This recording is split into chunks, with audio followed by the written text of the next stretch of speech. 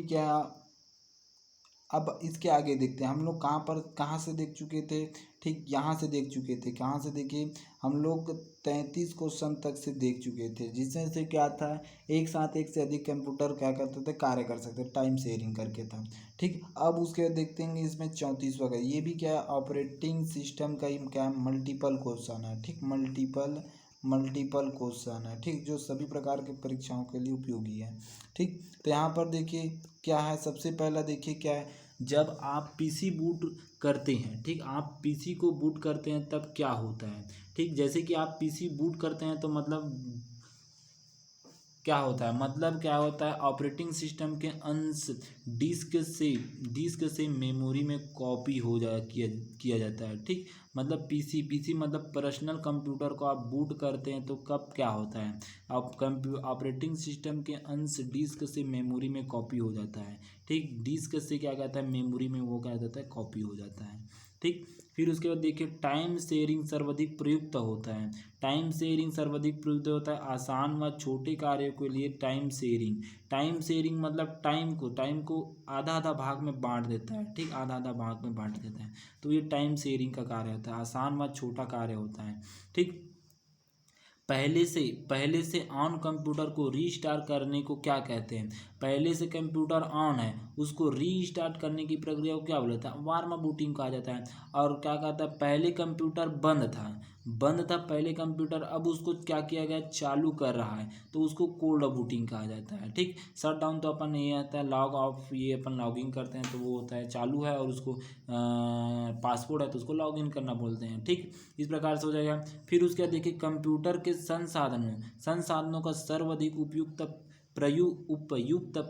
प्रयोग होता है। ठीक, मतलब कंप्यूटर के संसाधनों का सर्वाधिक उपयोग होता है, टाइम शेयरिंग ऑपरेटिंग सिस्टम का उपयोग होता है।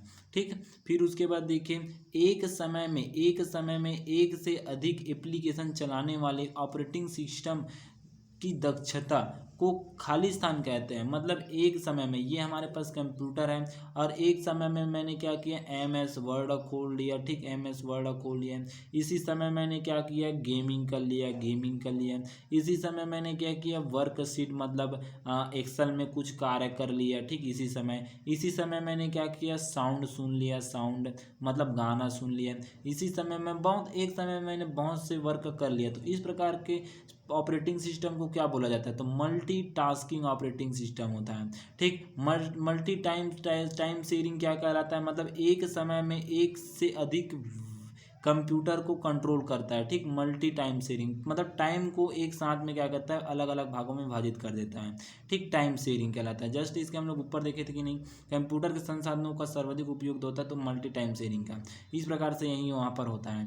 ठीक, और मल्टी यूजर का आपको बता देता हूँ। मल्टी यूजर मतलब एक कंप्यूटर यहाँ पर है। ठीक, एक कंप्यूटर है तो इस पर एक से अधिक यूजर एक समय में कार्य कर सकता है। यहाँ पर पहला यूजर है, यहाँ पर भी यूजर है, यहाँ पर भी यूजर लगा, यहाँ पर है, एक ही कंप्यूटर में एक से अधिक यूजर कार्य कर सकते हैं, उसको मल्टी यूजर क्या बोलो कहा जाता है। और ये ऑब्जेक्ट ओरिएंटेड यहाँ एक प्रकार का भाषा होता है। ठीक, भाषा ऑब्जेक्ट ओरिएंटेड लैंग्वेज बोला जाता है। ठीक, इस प्रकार से होता है। तो एक समय में एक से अधिक एप्लीकेशन चलाने वाले ऑपरेटिंग सिस्टम को क्या बोला जाता है, तो मल्टी टास्किंग ऑपरेटिंग सिस्टम बोला जाता है।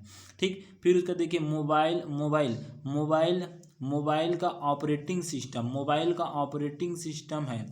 मोबाइल जैसे हम लोग मोबाइल चलाते हैं उसमें ऑपरेटिंग सिस्टम कौन सा लगाता है, सिंपल से एंड्रॉयड ऑपरेटिंग सिस्टम लगा रहता है। ठीक, यूनिक्स तो ये क्या है, कंप्यूटर ऑपरेटिंग सिस्टम है। लाइनक्स भी कंप्यूटर ऑपरेटिंग सिस्टम है। ये सभी तो नहीं आ सकता, इस प्रकार से ये सभी नहीं आ सकता, कौन आ जाएगा, एंड्रॉयड ऑपरेटिंग सिस्टम आ जाएगा।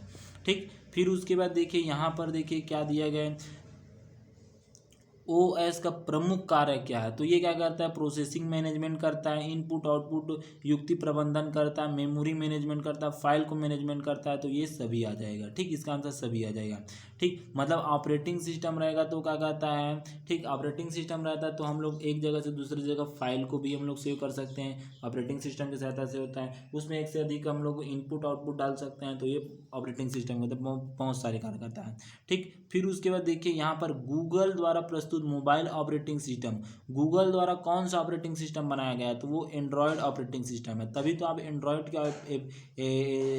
एंड्रॉयड के ऑपरेटिंग सिस्टम में आप क्या चलाते हैं, ठीक, गूगल चलाते हैं, गूगल। और जैसे कि मैक ऑपरेटिंग सिस्टम है, उसमें आप गूगल, ठीक, आप उसका अलग ही होता है, लेकिन गूगल को आप चला सकते हैं उसमें भी ना, ठीक। तो इस प्रकार से यहाँ पर होता है, ठीक। फिर उसके बाद देखिए OSI, ये भी देखिए, ये भी क्या है, एक ऑपरेटिंग सिस्टम है, iOS। और ब्लैकबेरी भी ये क्या है, एक ऑपरेटिंग सिस्टम है, ठीक। सिम्बियन ये भी क्या है, ऑपरेटिंग सिस्टम है। ये मोबाइल ऑपरेटिंग सिस्टम है जिसका अलग अलग उपयोग में किया जाता है।